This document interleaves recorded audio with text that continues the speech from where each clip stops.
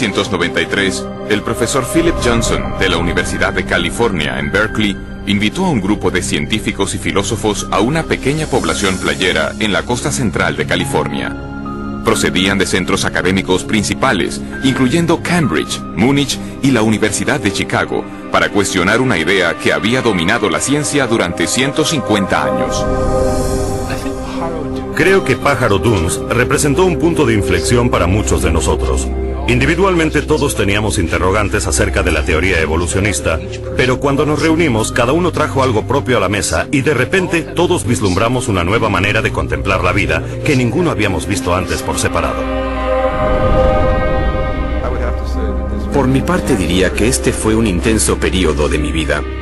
Parecía que había algo mucho más intelectualmente satisfactorio que el punto de vista que había mantenido hasta entonces. En retrospectiva, creo que esto me motivó para examinar la evidencia y ver a dónde yo creía que conducía.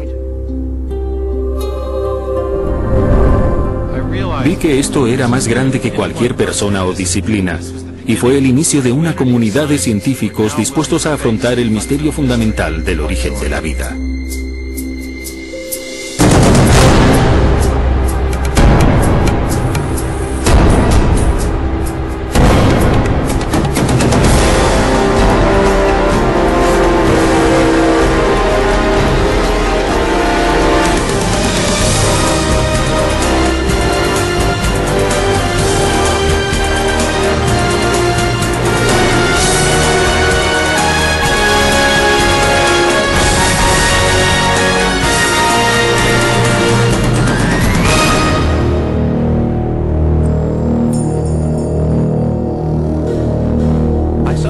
A veces me pregunto cómo es que alguien habla de alguna otra cosa, porque no hay nada más interesante que esto. ¿De dónde venimos? ¿Cómo hemos llegado aquí? ¿Qué nos trajo a la existencia? ¿Cuál es nuestra relación con la realidad como un todo? Contemplas la increíble diversidad y complejidad de la vida y es inevitable preguntar, ¿qué trajo todo esto a la existencia? ¿Fue simplemente el azar y la necesidad, fuerzas naturales sin dirección? ¿O hay algo más? ¿Hay un propósito, un plan, un designio? ¿El designio de una causa inteligente? Creo que esta es la pregunta fundamental.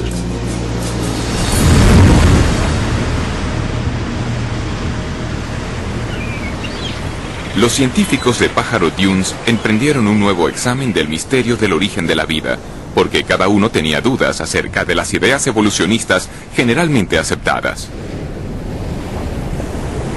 Entre ellos, el bioquímico Michael Behe cuestionaba cómo unos procesos naturales habrían ensamblado las intrincadas estructuras de las células vivas.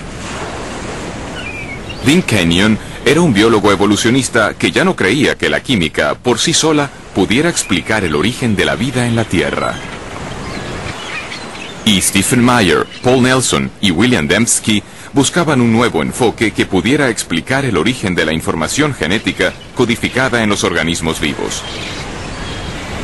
Estos científicos y filósofos comenzaron a formular una alternativa a la teoría central de la biología moderna, teoría surgida de la mente de un naturalista británico llamado Charles Darwin.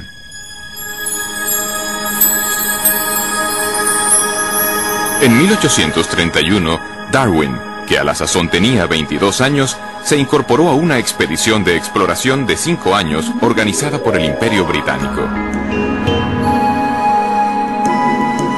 Zarpó de Inglaterra en la goleta HMS Beagle, navegó alrededor del extremo sur de América del Sur, luego se dirigió rumbo al norte, hacia una cadena de islas volcánicas en el Pacífico, las Islas Galápagos.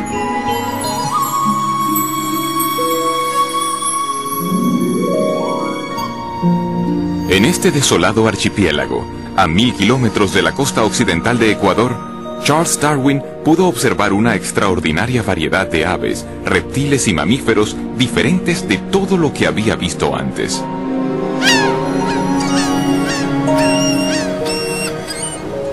Durante más de un mes, Darwin estudió la vida vegetal y animal, tomó abundantes notas y recogió especímenes. Luego, partió para no volver jamás. Durante 25 años desarrolló una teoría que explicaba el origen de las diversas formas de vida sobre la Tierra. En 1859, Darwin publicó un libro titulado Sobre el origen de las especies. Su impacto sobre la ciencia y a la larga sobre toda la cultura occidental fue espectacular.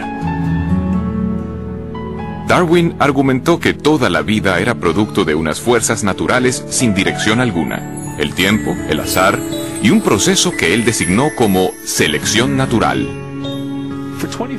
Durante 2500 años antes de Darwin, la mayoría de los científicos y filósofos destacados, personas como Platón, Newton o Kepler, habían contemplado el mundo como resultado de alguna clase de designio o plan.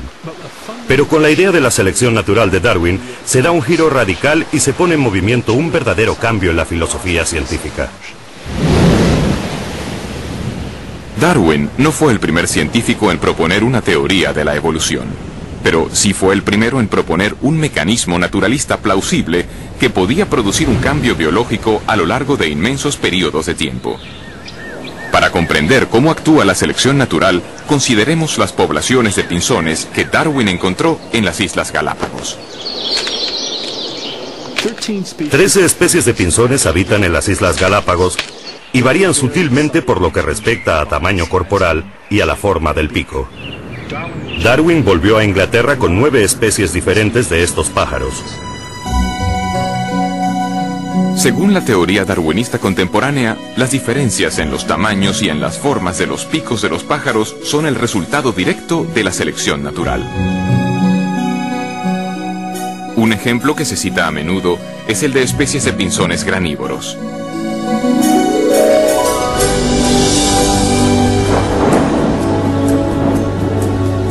Después de temporadas de intensas lluvias, hay abundancia de pequeñas semillas blandas por todas las islas. Los pájaros con picos cortos pueden conseguir alimento con facilidad.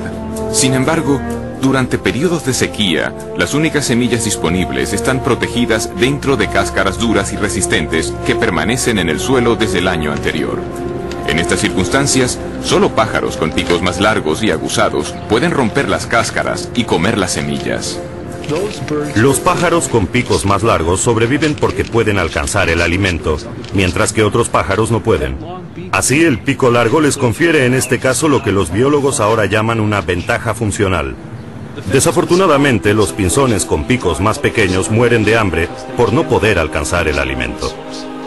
Si las condiciones de sequía persisten, el medio causa un cambio en los rasgos de toda la población de pinzones. Con el paso del tiempo, los picos largos pasan a sucesivas generaciones porque estos picos capacitan a los pájaros para sobrevivir. La selección natural era una idea convincente. Las variaciones físicas que resultaban ventajosas eran heredadas por generaciones sucesivas. Por medio de este proceso se alteraban las poblaciones y, con el paso del tiempo, surgirían organismos fundamentalmente diferentes, sin ninguna clase de dirección inteligente. Darwin quería explicarlo todo en la historia de la vida en términos de procesos naturales, no inteligentes, carentes de designio. Y cuando buscó una explicación, lo que encontró fue que un proceso que podía observar en las poblaciones domesticadas también funciona en el ambiente natural. Darwin conocía bien la crianza doméstica de animales.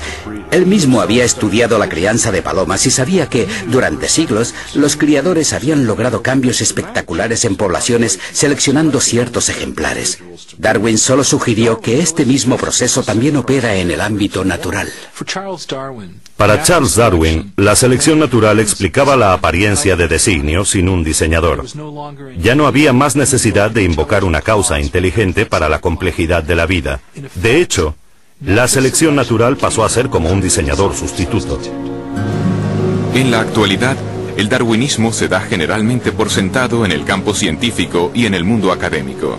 Sin embargo, y a pesar de su amplia aceptación, un creciente número de científicos y eruditos, incluyendo los que se reunieron en Pájaro Dunes, están cuestionando aspectos clave de la teoría darwinista. Cuando nos reunimos en Pájaro Dunes, desde luego no estábamos de acuerdo en todo, pero compartíamos una verdadera insatisfacción con el mecanismo de la selección natural y con el papel que se le daba en las explicaciones biológicas. La selección natural es un proceso real y funciona para explicar ciertas clases limitadas de variación. los cambios a pequeña escala. De hecho, tenemos muchos ejemplos de eso.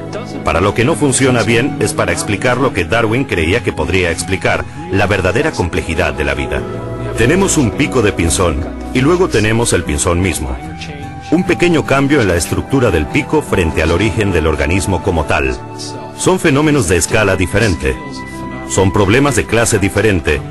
Y el problema importante para la biología es comprender dónde funciona la selección natural y dónde no funciona, y el por qué. La evidencia es muy convincente, y todos teníamos la sensación de que si dejábamos que la evidencia hablase por sí misma, nos llevaría en una dirección muy diferente, que nos alejaría de la selección natural hacia una conclusión distinta acerca del origen y de la naturaleza de la vida sobre la Tierra.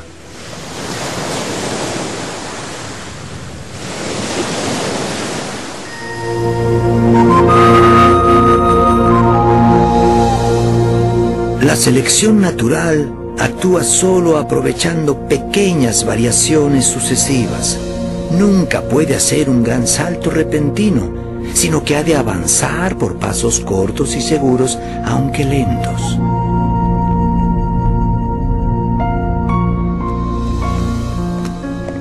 Es realmente interesante observar que cuanto más sabemos acerca de la vida y acerca de la biología, tantos más problemas tiene el darwinismo y tanto más evidente se hace el designio. Desde 1988, el Dr. Michael Behe ha investigado sistemas biológicos complejos que parecen desafiar la explicación de la selección natural. Durante muchos años creí que la evolución darwinista explicaba lo que veíamos en biología. No porque yo viera cómo podía verdaderamente explicarlo, sino porque me dijeron que lo explicaba. En las escuelas me enseñaron biología darwinista. Y luego, en la facultad y en los estudios de posgrado, viví un ambiente que daba por sentado que la evolución darwinista explicaba la biología. Y de nuevo, no vi ninguna razón para dudarlo. No fue sino hasta hace unos 10 años que leí un libro llamado Evolución, una teoría en crisis, de un genetista australiano llamado Michael Denton, donde exponía una gran cantidad de argumentos científicos contra la teoría darwinista que yo nunca había oído antes.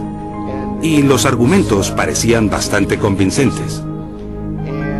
En ese momento comencé a sentirme un poco molesto porque pensaba que me habían estado guiando por un camino falso. Aquí había una buena cantidad de sólidos argumentos, y yo había hecho el doctorado en bioquímica, era miembro de la facultad, y nunca había ni oído hablar de estas cosas. Y así, a partir de ese momento, me interesé en el tema de la evolución, y desde entonces he decidido que los procesos darwinistas no son toda la explicación para la vida. El escepticismo de Michael Behe parte en buena medida de lo que la moderna biología ha descubierto acerca de la unidad más fundamental de la vida, la célula. En el siglo XIX, en vida de Darwin, los científicos creían que la base de la vida, la célula, era un simple glóbulo de protoplasma, como un pequeño fragmento de gelatina o algo que no era difícil de explicar en absoluto. Esta percepción no cambió demasiado hasta los 50, pero a lo largo de la última mitad del siglo XX, nuestro conocimiento de la célula ha avanzado de manera formidable.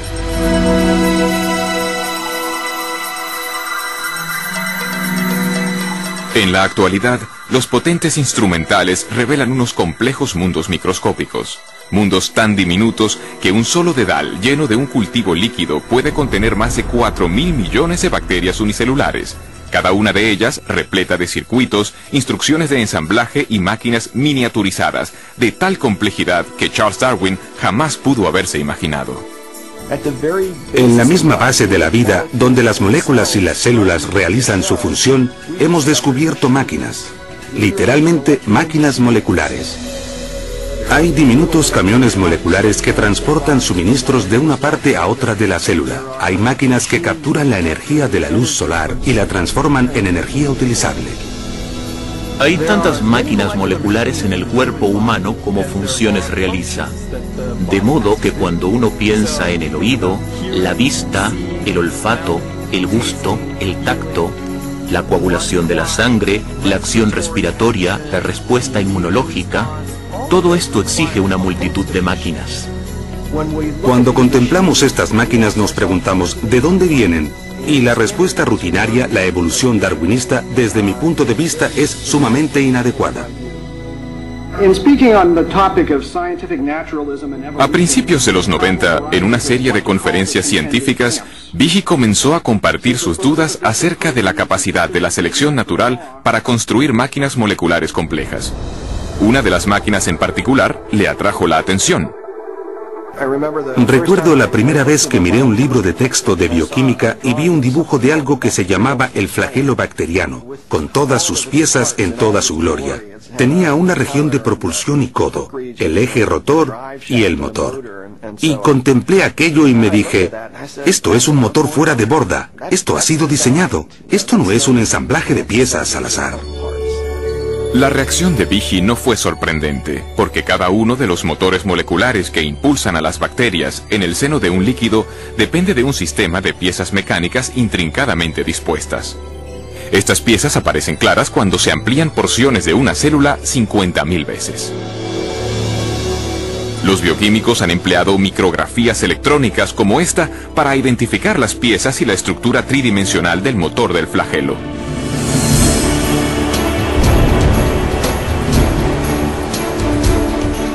Con esta investigación han desvelado una maravilla de ingeniería a escala miniaturizada.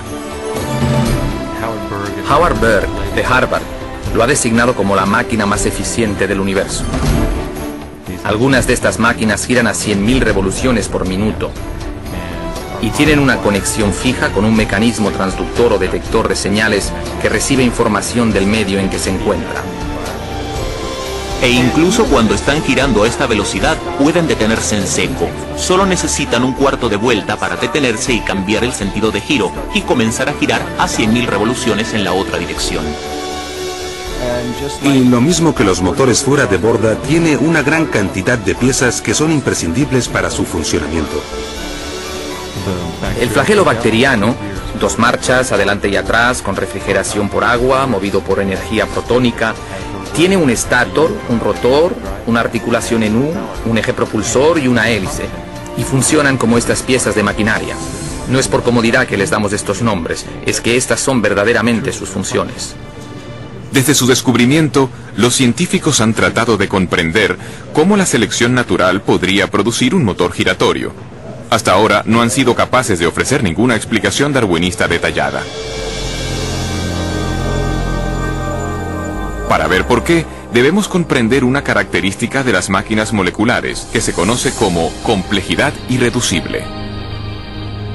La complejidad irreducible es un término acuñado por Michael Behe en su descripción de estas máquinas moleculares. Básicamente lo que enuncia es que se tiene una multiplicidad de piezas para la composición de cualquier organela o sistema dado dentro de una célula, todas ellas necesarias para la función. Es decir, si se elimina una pieza, el sistema pierde su función. La idea de la complejidad irreducible se puede ilustrar mediante una conocida máquina no biológica, una ratonera.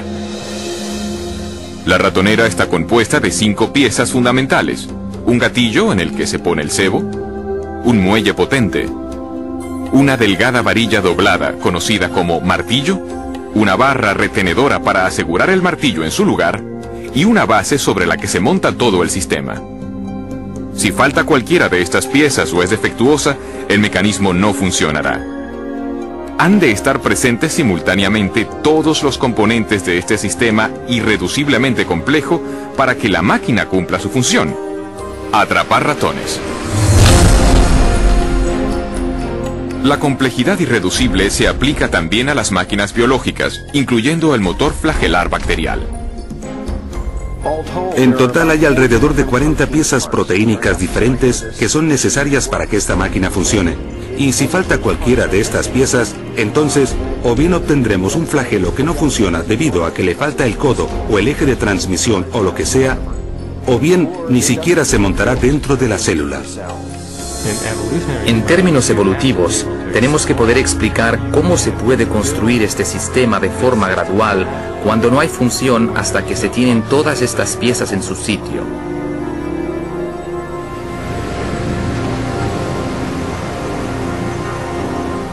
La complejidad irreducible de las máquinas moleculares plantea un enérgico desafío al poder de la selección natural. Según la teoría de Darwin, incluso las estructuras biológicas muy complejas, como un ojo, un oído o un corazón, pueden construirse gradualmente a lo largo del tiempo en pequeños incrementos. Sin embargo, tal como Darwin puso en claro, la selección natural solo puede tener éxito si estos cambios genéticos al azar proporcionan alguna ventaja al organismo en evolución en su lucha por la supervivencia. Como he intentado demostrar, no es necesario suponer que las modificaciones fuesen todas simultáneas, si eran sumamente ligeras y graduales. La selección natural está examinando las más ligeras variaciones, rechazando las malas, preservando y acumulando todas las buenas. Con todo, algunos científicos dudan de que las pequeñas variaciones de Darwin pudieran haber creado un flagelo bacteriano cuando no existía tal mecanismo. ¿Cómo pudo algo nuevo, como un motor de un flagelo bacteriano y todos los componentes que van con el mismo, cómo pudo desarrollarse a partir de una población de bacterias que no tuviesen este sistema? Y ello cuando cada cambio, según la teoría de Darwin, ha de proporcionar alguna clase. Imaginemos un escenario así al inicio de la historia de la Tierra.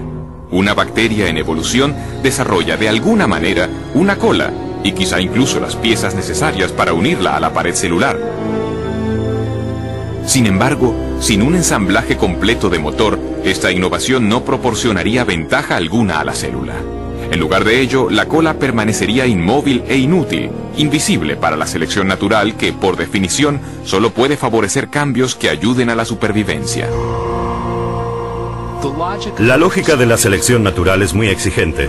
A menos que el mecanismo del flagelo esté totalmente ensamblado y funcione de verdad, la selección natural simplemente no puede preservarlo, no puede pasar a la siguiente generación. El punto importante a comprender acerca de la selección natural es que selecciona solo con vistas a una ventaja funcional.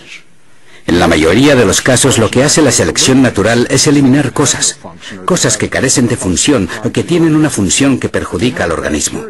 De modo que si se tuviese una bacteria con una cola que no funciona como flagelo, lo más probable es que la selección natural la eliminase.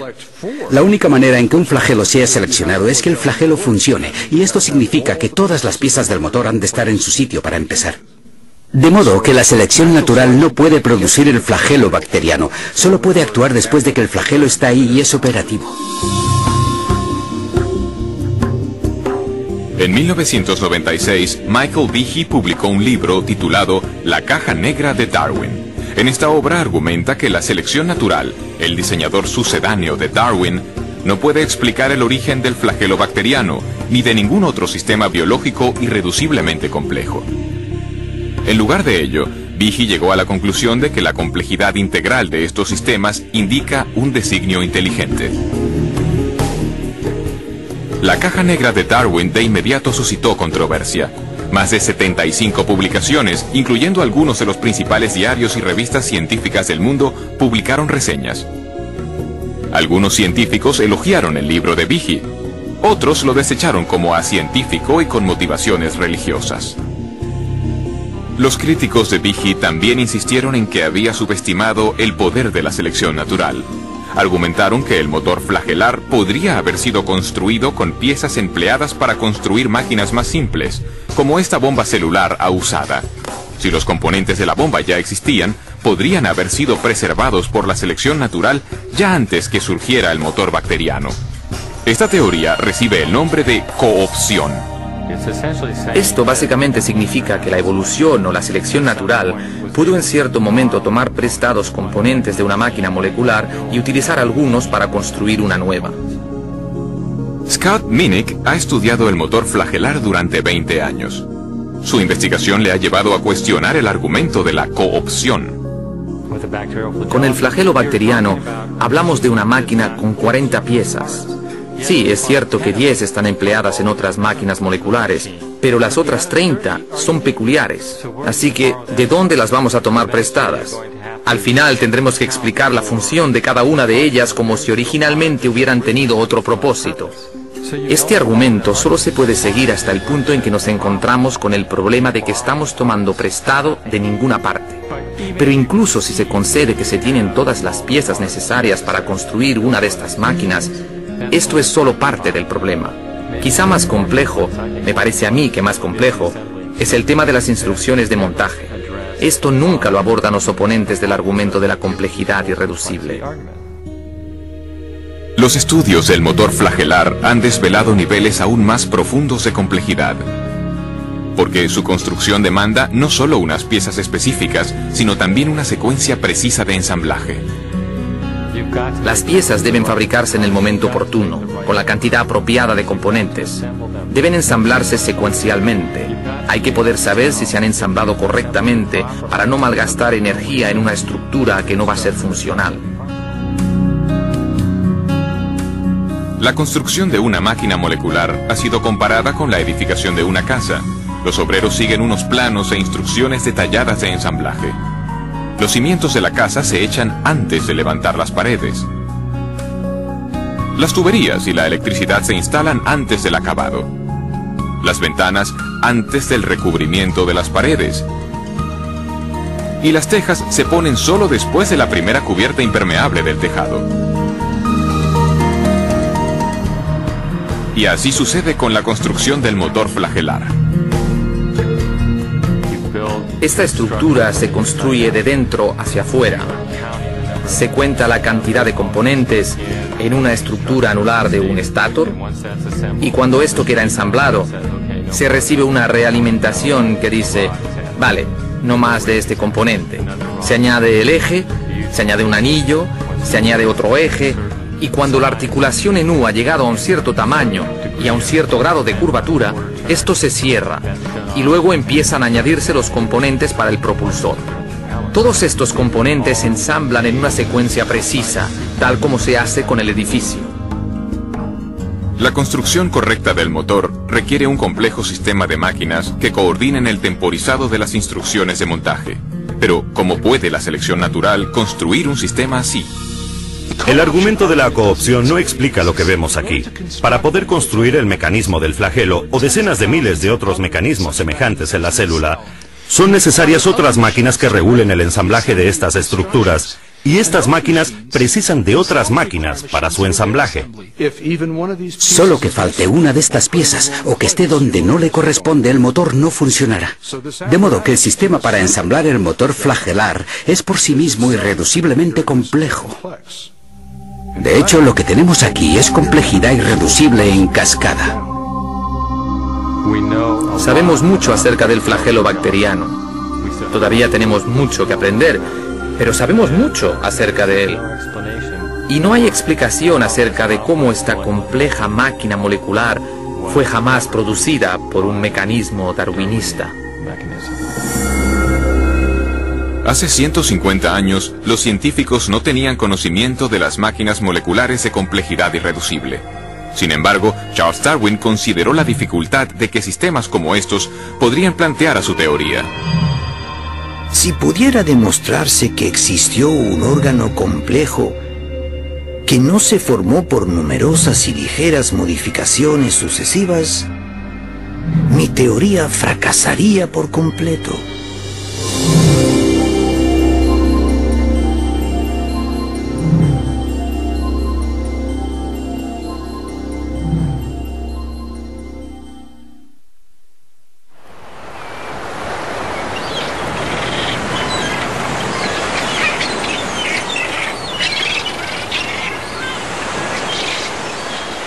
En biología, de hecho, hay dos grandes interrogantes. ¿Cómo se consiguen nuevas formas vivientes con nuevas estructuras como alas y ojos a partir de vida que ya existe? Y segundo, ¿cómo se originó la vida en la Tierra por primera vez? Hoy sabemos que Darwin pasó la mayor parte de su vida formulando una respuesta a la primera pregunta.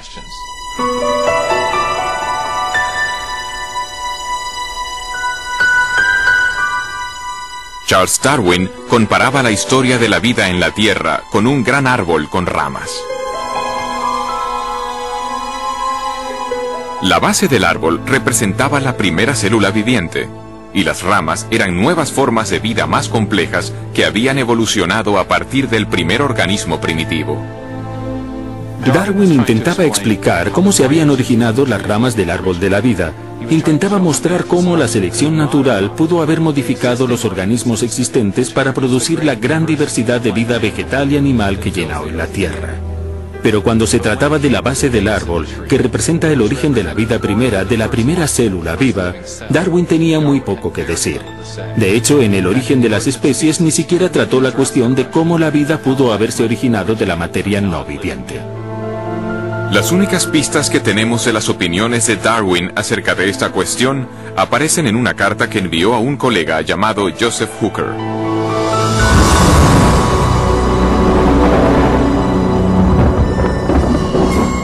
Por lo que respecta a la primera producción de un organismo viviente, sí, y oh, qué gran sí, pudiéramos imaginarnos en algún pequeño y cálido estanque con toda clase de sales amoniacales y fosfóricas, luz, calor y electricidad presentes, que se formase químicamente un compuesto proteínico listo para sufrir cambios aún más complejos.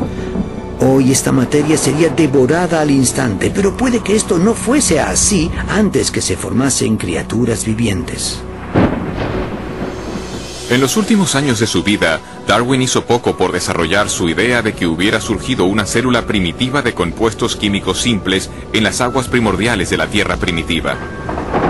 Pero más adelante, en los años 20 y 30, un científico ruso llamado Alexander Oparin formuló una detallada teoría acerca de cómo esto hubiera podido suceder, y la llamó evolución química.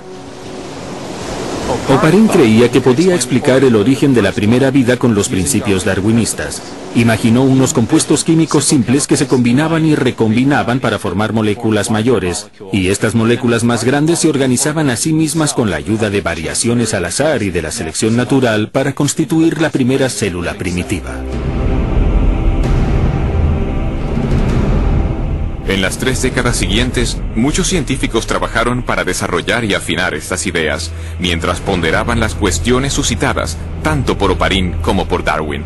¿Cómo pudo evolucionar la vida a partir de unos compuestos químicos simples? Un hombre creyó que lo sabía. El problema de los orígenes biológicos, por un largo tiempo, diría yo, ha sido de un profundo interés para mí precisamente por la escala del problema, por su importancia. ¿De dónde venimos? ¿Por qué estamos aquí? Toda esa clase de preguntas exploradas desde el punto de vista de la ciencia natural. Desde finales de los 60 hasta principios de los 80, Dean Kenyon fue uno de los teorizadores químicos evolucionistas del mundo. Y como otros en su campo, intentaba explicar el origen de la vida por medio de un proceso puramente natural. En 1969, Kenyon fue coautor de un importante libro sobre el origen de la vida. Gary Steinman y yo mismo creíamos que si lográbamos reunir edición seguida todas las líneas de evidencia empírica acumuladas desde los 60, nos entusiasmaba la posibilidad de explicar el origen de los principales elementos componentes de la vida.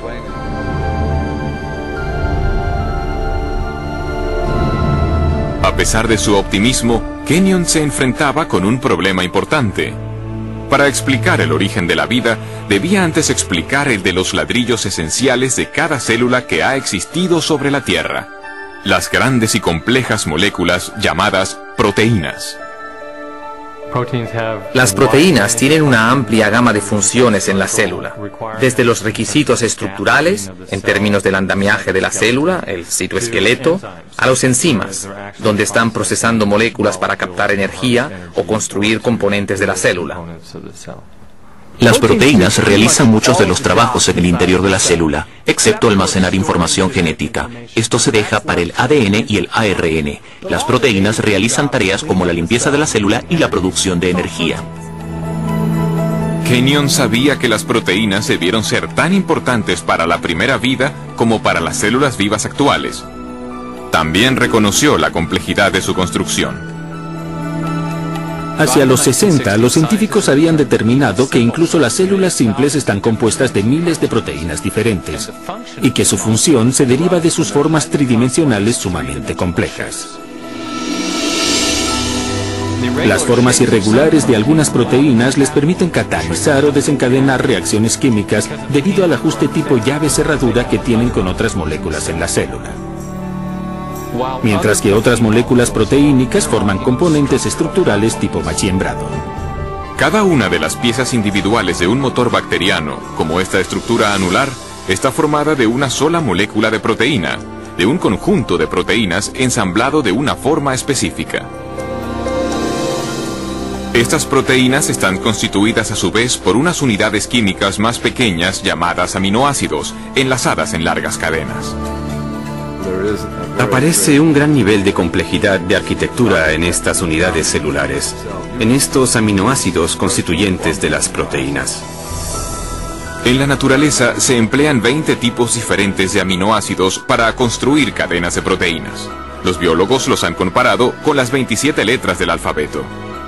Las letras del alfabeto se pueden ordenar en una enorme cantidad de combinaciones posibles y es la disposición de la secuencia de las letras la que determina si tenemos palabras y frases con significado. Si las letras están bien colocadas se obtiene un texto con sentido, pero si no se ordenan de forma correcta se obtiene una jerigonza.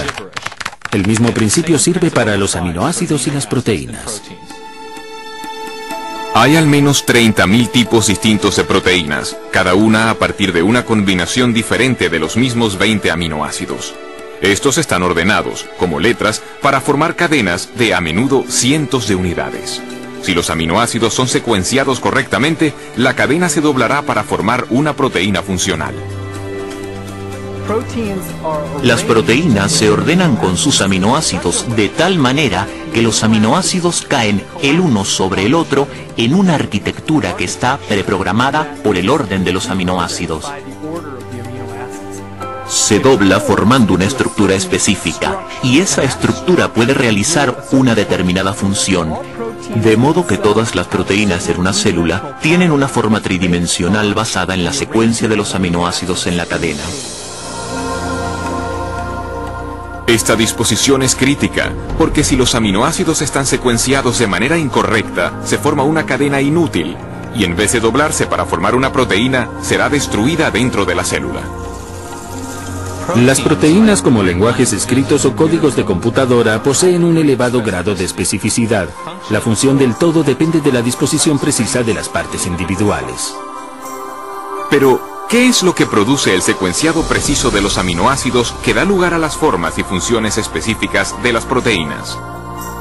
Durante los 50 y 60, los descubrimientos acerca de las estructuras de las proteínas obligaron a los biólogos a hacer frente a este misterio.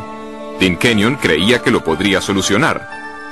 En su libro Predestinación bioquímica, Kenyon y su coautor Gary Steinman propusieron una sugerente teoría. Kenyon escribió: la vida pudo haber estado bioquímicamente predestinada por las propiedades de atracción que existen entre sus componentes químicos, en particular entre los aminoácidos en las proteínas. Cuando apareció Predestinación bioquímica, mi coautor y yo estábamos totalmente convencidos de que teníamos una explicación científica para los orígenes. Kenyon propuso que las propiedades químicas de los aminoácidos hacían que fuesen atraídos entre sí para formar las largas cadenas que llegaron a ser las primeras proteínas, los componentes más importantes de la célula viva. O sea que la vida era inevitable, predestinada por nada más que la química. Muchos científicos abrazaron las ideas de Kenyon, y durante los siguientes 20 años, Predestinación bioquímica se convirtió en un bestseller sobre la teoría de la evolución química. Pero 5 años después de la publicación del libro, Kenyon comenzó a dudar de la credibilidad de su propia teoría. Fue durante este periodo de tiempo que se manifestaron mis dudas acerca de ciertos aspectos del pensamiento evolucionista al entrar en contacto con un sólido contraargumento que me planteó uno de mis estudiantes. Y yo no pude refutar ese contraargumento. Kenyon fue desafiado a explicar cómo se podrían haber ensamblado las primeras proteínas sin la ayuda de instrucciones genéticas. En las células vivientes actuales, las cadenas de aminoácidos no se forman directamente por atracción entre sus componentes, el escenario que Kenyon postulaba para la Tierra primitiva. En su lugar, Otra gran molécula dentro de la célula almacena instrucciones para secuenciar los aminoácidos en las proteínas. Se la llama ADN. Al principio, Kenyon creía que las proteínas podrían haberse formado directamente a partir de los aminoácidos sin las instrucciones de ensamblaje del ADN. Por eso es que tantos científicos estaban entusiasmados con su teoría. Pero cuanto más aprendía acerca de las propiedades de los aminoácidos y de las proteínas, tanto más comenzó a dudar de que las proteínas pudieran autoensamblarse sin ADN. En el ADN, Kenyon se encontró con una molécula con una propiedad que no podía explicar mediante procesos naturales. Porque, encerrada con seguridad dentro de su estructura de doble hélice, existe abundante información, en forma de compuestos químicos con una secuencia precisa representada por las letras A, C, T, G. En un lenguaje escrito, la información se comunica por un ordenamiento preciso de las letras. De la misma manera, las instrucciones necesarias para ensamblar aminoácidos, para formar proteínas, son transmitidas por las secuencias de componentes químicos ordenados a lo largo de la estructura del ADN. Este código químico ha sido llamado el lenguaje de la vida, y es el conjunto de información más compacto y elaborado al menor detalle en todo el universo conocido. Como otros científicos que trabajaban en el origen de la vida, Kenyon se dio cuenta de que tenía dos opciones. Debía explicar o bien la procedencia de estas instrucciones genéticas de ensamblaje, o bien cómo surgieron las proteínas directamente de los aminoácidos sin ADN en los océanos primordiales. Y al final vio que no podía explicar ni lo uno ni lo otro.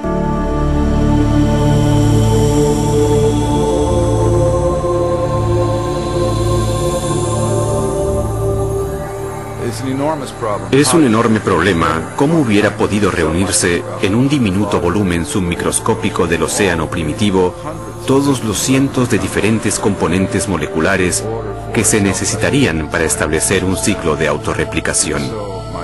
Y así fue como mis dudas acerca de si los aminoácidos podrían ordenarse a sí mismos en secuencias biológicas con significado, sin la presencia de un material genético preexistente, llegaron, para mí, a un punto intelectual decisivo hacia el final de la década de los 70. Mientras Kenyon reevaluaba su teoría, nuevos descubrimientos bioquímicos debilitaron más aún su convicción de que los aminoácidos se organizaran ellos solos para formar proteínas. Cuanto más efectuaba mis propios estudios, incluyendo un periodo en el Centro de Investigaciones Ames de la NASA, tanto más evidente se hacía que había múltiples dificultades con la explicación de la evolución química. Y el posterior trabajo experimental demostró que los aminoácidos no tienen la capacidad de ordenarse a sí mismos para formar ninguna secuencia biológica con significado. Enfrentado a crecientes dificultades con su propia teoría y a un creciente cuerpo de datos científicos acerca de la importancia del ADN, Kenyon se vio forzado a hacer frente a la absoluta necesidad de la información genética. Cada vez más pensaba en la alternativa que se presentaba en la crítica y en el enorme problema que todos los que trabajamos en este campo habíamos descuidado de afrontar, el problema del origen de la información genética misma. Entonces tuve que reexaminar toda mi posición tocante a los orígenes. Para Dean Kenyon, un nuevo interrogante llegó a ser el foco de su investigación en búsqueda del origen de la vida. ¿Cuál era la fuente de la información biológica en el ADN? Si se podía llegar al origen de los mensajes codificados dentro de la maquinaria viviente, entonces habríamos dado con algo intelectualmente mucho más satisfactorio que esta teoría de evolución química. Kenyon se daba cuenta de que las alternativas se iban reduciendo. Para la década de los 70, la mayoría de los investigadores rechazaba la idea de que la información necesaria para construir la primera célula se produjera por el mero azar.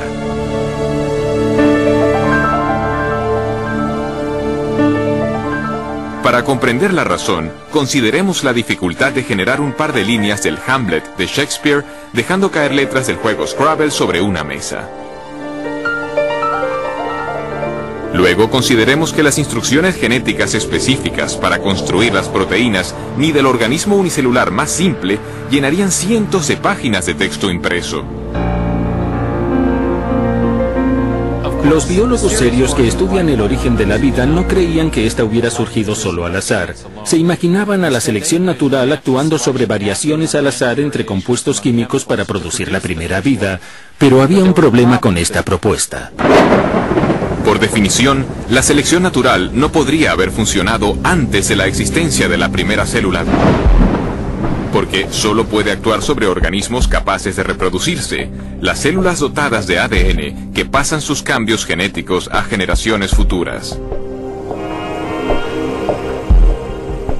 Sin ADN no hay autorreproducción, pero sin autorreproducción no hay selección natural, de modo que no se puede usar la selección natural para explicar el origen del ADN sin dar por supuesta la existencia de aquella misma cosa que se está tratando de explicar. El azar, la selección natural y su propia teoría de autoorganización. Todo había fracasado para explicar el origen de la información genética. Ahora, Kenyon veía solo una alternativa. No hay ni la más ligera posibilidad de un origen evolutivo químico, ni siquiera para la más simple de las células. De modo que el concepto de un designio inteligente de la vida me resultó inmensamente atractivo y con mucho sentido, ya que coincidía estrechamente con los múltiples descubrimientos de la biología molecular. En los años transcurridos desde el rechazo de la evolución química por parte de Kenyon, la ciencia ha desvelado los detalles de todo un sistema de procesado de la información que lleva la marca del designio inteligente.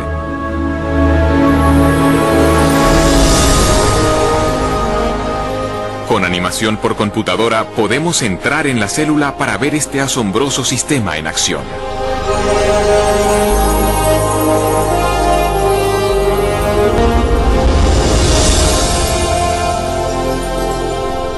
Después de entrar en el núcleo de la célula, vemos las hebras de ADN bien enrolladas. Son las bibliotecas de instrucciones necesarias para construir cada proteína en un organismo.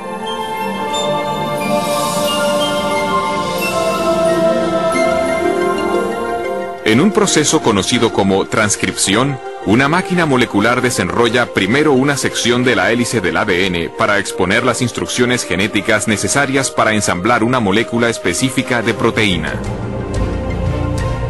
Otra máquina copia luego estas instrucciones para formar una molécula llamada ARN mensajero.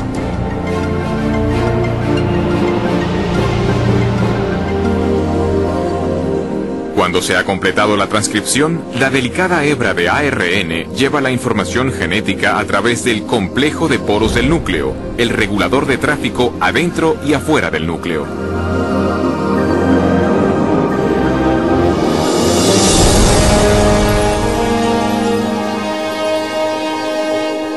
La hebra de ARN mensajero se dirige a una fábrica molecular en dos partes llamada ribosoma. Después de fijarse con seguridad, comienza el proceso de traducción.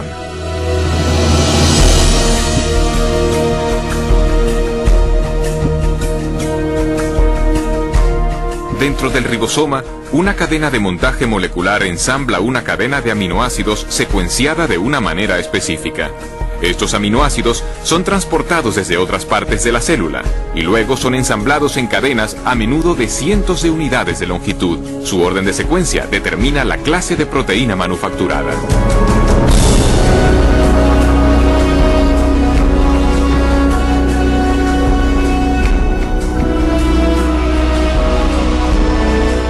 Cuando se completa la cadena, se transporta desde el ribosoma a una máquina con forma de barril que ayuda a doblarla en la forma precisa y crítica para su función.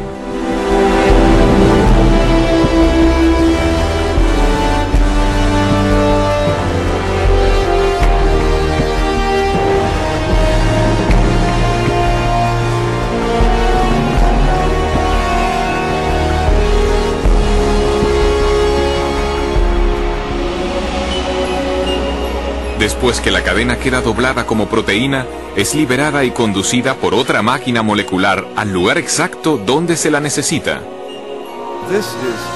Uno se queda totalmente asombrado al percibir a esta escala de tamaño un aparato tan finamente ajustado. Un dispositivo que lleva el sello de un diseño y producción inteligentes. Y tenemos los detalles de un inmenso y complejo ámbito molecular de procesado de información genética. Y es precisamente en este nuevo campo de la genética molecular que vemos la evidencia más convincente de designio en la Tierra.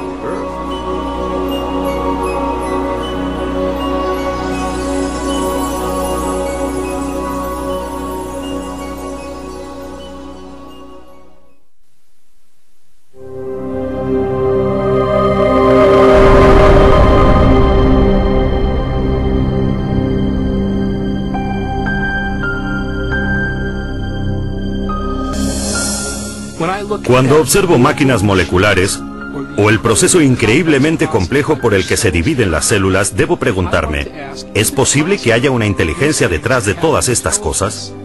¿Que haya un plan y un propósito para esta estructura? La ciencia debería ser una investigación en búsqueda de la verdad acerca del mundo. En tal caso, no deberíamos prejuzgar lo que pudiera ser verdad. No deberíamos decir, no me gusta esta explicación, pues la dejo de lado. Más bien, cuando topamos con un enigma de la naturaleza, deberíamos aplicarle todas las posibles causas que lo pudieran explicar. Uno de los problemas que tengo con la teoría de la evolución es que excluye artificialmente un tipo de causa incluso antes de que la evidencia haya tenido la posibilidad de hablar, y la causa que se excluye es la inteligencia. Desde finales del siglo XIX, desde la época de Darwin, de hecho en parte debido a la obra de Darwin, El origen de las especies, los científicos llegaron a aceptar una definición de ciencia que excluye la posibilidad del designio como explicación científica. Y esta convención tiene un nombre, se llama naturalismo metodológico. Y significa sencillamente que si uno va a ser científico, debe limitarse a explicaciones que recurran solo a causas naturales. No se puede invocar a la inteligencia como causa. Y sin embargo, constantemente deducimos la presencia de inteligencia. Es parte de nuestro razonamiento reconocer los efectos de la inteligencia. Consideremos, por ejemplo, estos mensajes en jeroglíficos tallados en las ruinas de monumentos egipcios. Nadie atribuiría las formas y ordenaciones de estos símbolos a causas naturales, como tempestades de arena o la erosión. Más bien, las reconocemos como obra de antiguos escribas, unos agentes humanos inteligentes.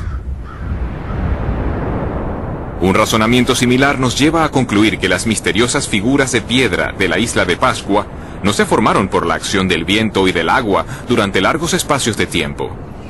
Tampoco pretendemos que las plantas puedan adquirir estas formas tan familiares sin alguna clase de dirección inteligente. Constantemente hacemos estas inferencias, y sabemos que son correctas, pero la cuestión es, ¿en base a qué sacamos estas conclusiones? ¿Cuáles son los rasgos que nos permiten reconocer la inteligencia? Recientemente, en su libro La inferencia del designio, el matemático William Dembski ha hecho un importante avance en la comprensión del razonamiento acerca del designio. Dembski ha identificado los rasgos específicos de los artefactos que nos llevan a reconocer una actividad inteligente previa. Llegué a esto intentando examinar cómo razonamos acerca del designio. ¿Cuáles son los pasos lógicos que seguimos para llegar a la conclusión de que hay designio en algo? De modo que lo que estoy intentando es establecer unos criterios fiables, empíricos y científicamente rigurosos para decidir si algo es realmente resultado de un designio. Estaba examinando la lógica de esta cuestión y lo que descubrí es que se necesita improbabilidad y especificación, la clase correcta de diseños objetivos. Según Dembski, los humanos detectamos correctamente la actividad de la inteligencia cuando observamos un objeto o sucesos sumamente improbables, que además concuerdan con un diseño reconocible. Precisamente es esta clase de diseño la que se encuentra en los Montes Negros de Dakota del Sur. Si uno viaja por el oeste americano, puede ver una gran diversidad de formas en las laderas montañosas, y la mayor parte no tiene ningún sentido. Son solo rocas dispuestas de diversas formas. Pero lo que no ve en laderas montañosas son los rostros de Lincoln, Jefferson, Teddy Roosevelt y George Washington.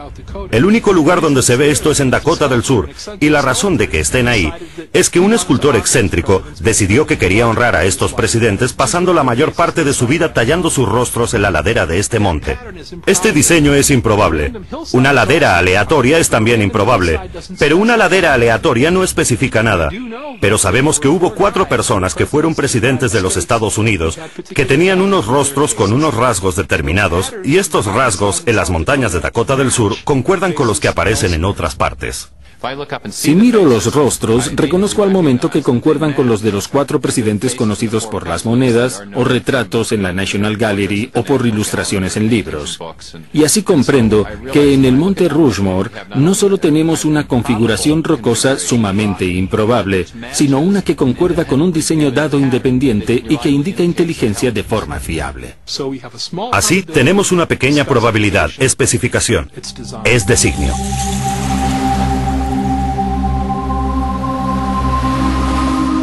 En una playa, otro diseño improbable escrito en la arena ilustra cómo detectamos el designio. Nadie inferiría que este mensaje fue escrito por el movimiento de las mareas. Al contrario, por las características de este diseño, identificamos las palabras como producto de la inteligencia.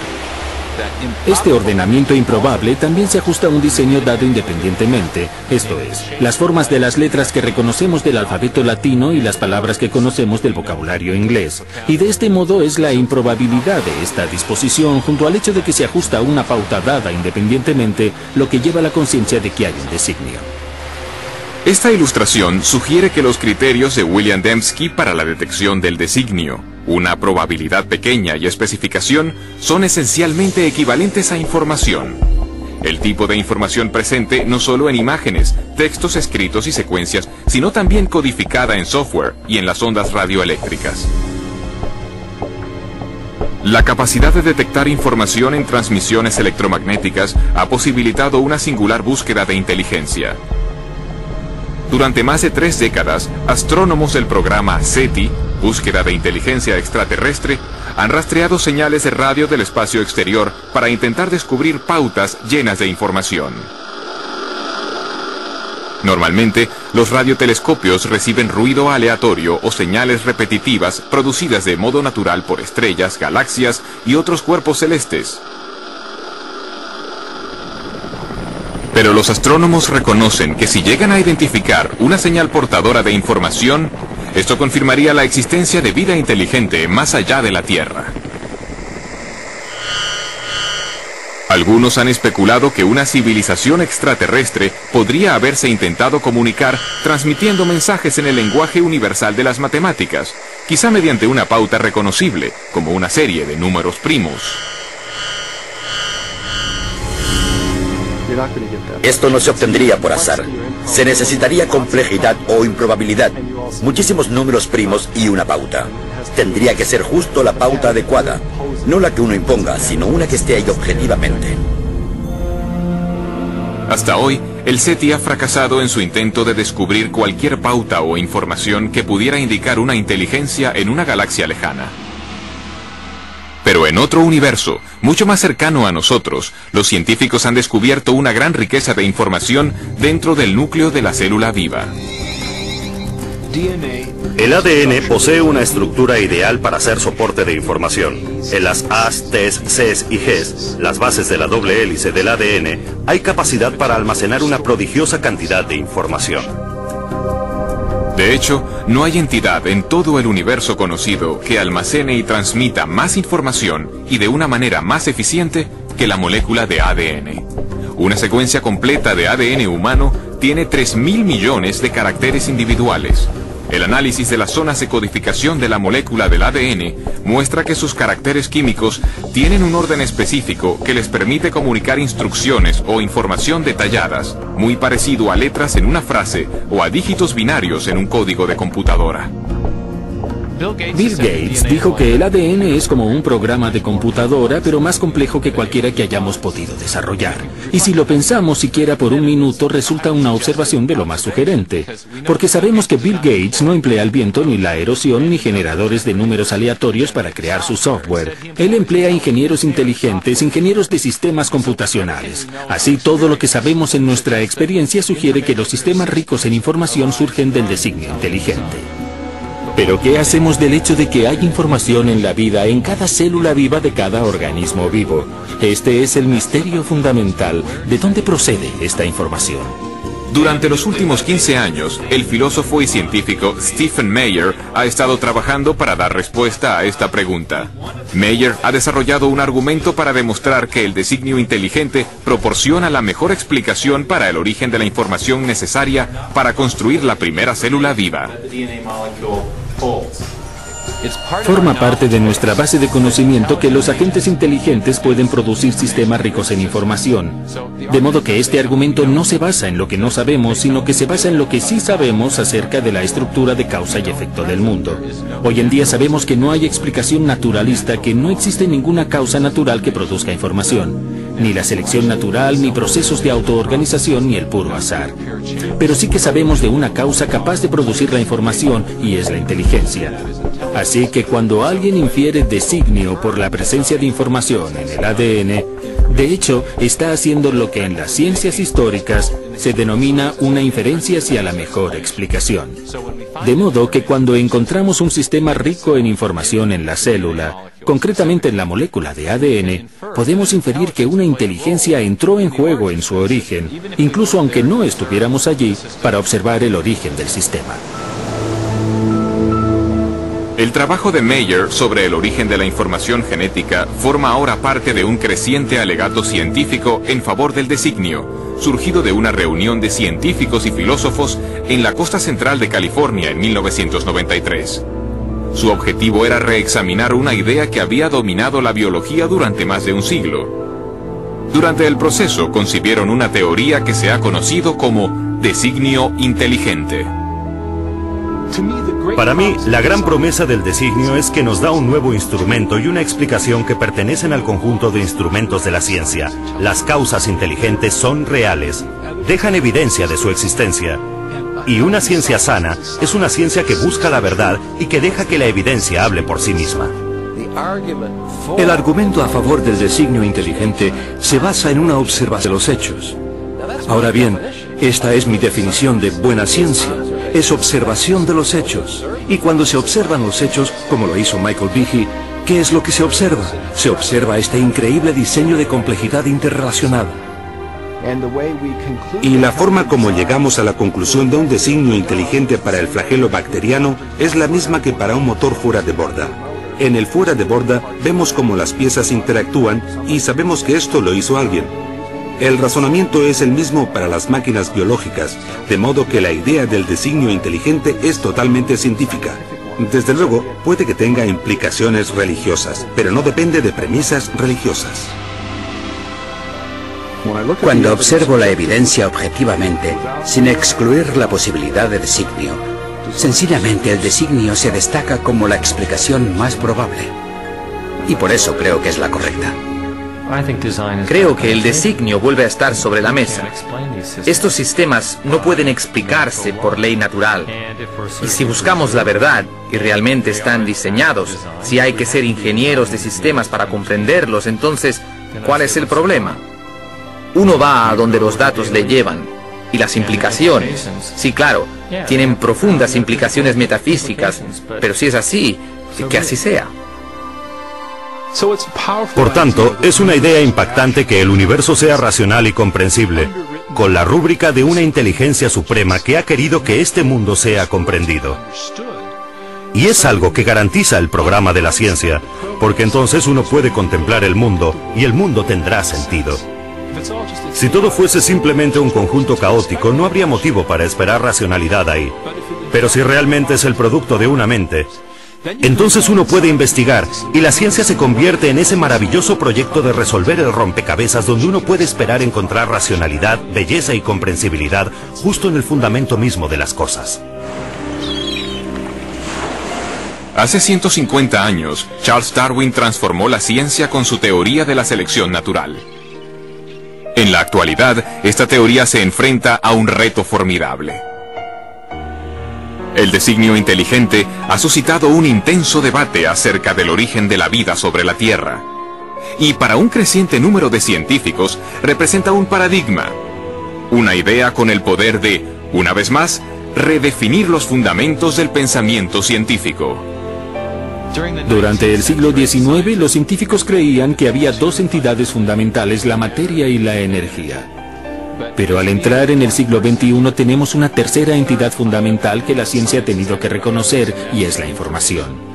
Y con la biología de la edad de la información crece la sospecha de que lo que estamos viendo en la molécula de ADN es realmente un artefacto de la mente, un artefacto de la inteligencia, algo que solo puede explicarse como producto de un designio inteligente.